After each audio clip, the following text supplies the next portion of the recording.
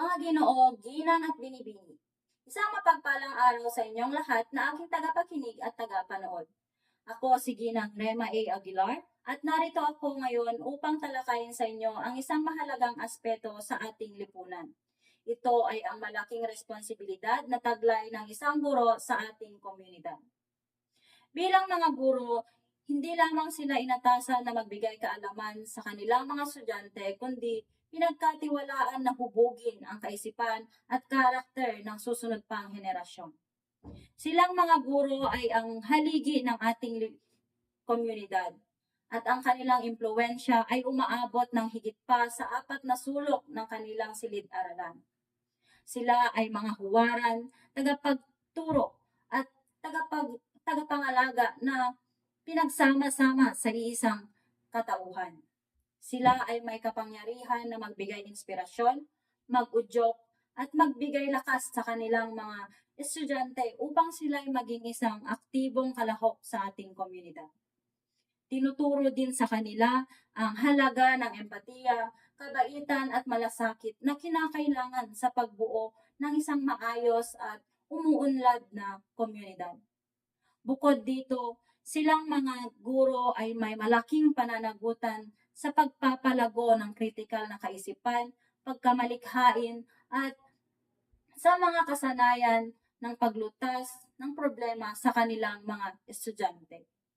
Hinihikayat din nilang magtanong, mag-explore at mag-imbento ang kanilang mga estudyante. Sa gayon ay maihanda sila sa naharapin ang mga komplikadong hamon na kinakaharap ng ating mundo ngayon. Sa pamamagitan nito ay binibigyan sila ng mga kasangkapan na kinakailangan nila upang maging isang responsableng mamamayan na makapag-aambag ng positibo sa ating lipunan. Bilang karagdagan, silang mga guro ay may mahalagang papel sa pagpapalaganap ng pagkakaisa sa lipunan at pakikilahok ng komunidad. Nakikipagtulungan sila ng malapit sa mga magulang, lokal na otoridad at mga organisasyong pang-komunidad upang matiyak na ang kanilang mga estudyante ay tumatanggap ng isang komprehensibong edukasyon na maghahanda sa kanila upang umunlad sa isa pang lalong globalisadong mundo. Nagsasagawa din sila ng mga proyekto serbisyo sa komunidad,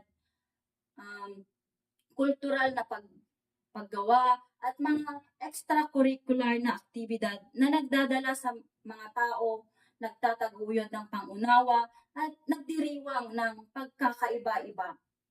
Gayunpaman, sa isang malaking kapangyarihan, kaakibat nito ay isang malaking responsibilidad.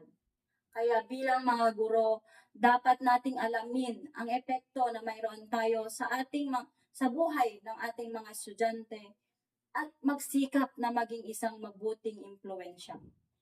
Dapat din tayong maging maingat sa ating mga salita, kilos, at saloobin dahil maaari itong magbigay inspirasyon o makapagpahina ng loob sa ating mga estudyante. Dapat din tayong maging handang matuto, umangkop at lumago upang maibigay natin sa ating mga estudyante ang pinakamainam na edukasyon. Sa konklusyon, ang responsibilidad ng isang guro sa ating komunidad ay maraming aspeto at malawak ang saklaw.